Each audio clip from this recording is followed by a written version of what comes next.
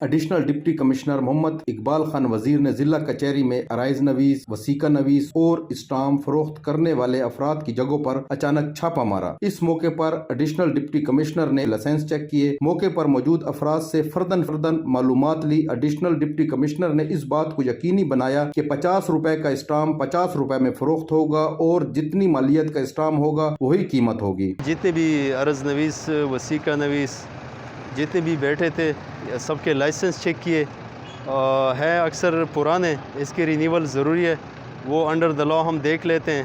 तो जिसकी बहुत पुरानी लाइसेंस है या तो हम इसकी रिन्यूअल कर देंगे या कैंसिल कर देंगे।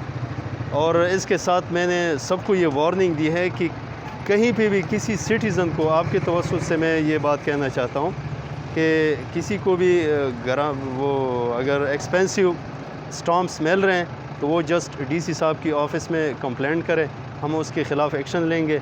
आज भी हमने इधर उधर चक्कर लगाया कि कहीं पे ब्लैक में तो फ़रोख्त नहीं हो रही, तो ख़जाने से और जो वैलिड हमारे कॉन्ट्रैक्टर्स हैं उनके ज़रिए से यही स्टाम्प्स फ़रोख्त किए जाएंगे। इस मौके पर मौजूद अफराद से एडिशनल डिप्टी कमिश्नर ने बातचीत करते हुए कहा कि सूबाई हुकूमत गरां फरोशी और ब्लैक में फरोख्त होने वाली हर अशिया की हौसला शिकनी कर रही है। चीफ सेक्रेटरी बराह रास्त इन मामलात की निगरानी कर रहे हैं। कमिश्नर डेरा की हिदायत पर डीसी डेरा की टीम मुकम्मल तौर पर फ़ाल है। उनको इस मौके पर कुछ तजावीज़ दी गयी जो उन्होंने कहा कि वो सूबाई हुकूमत से इस मामले में बात करेंगे।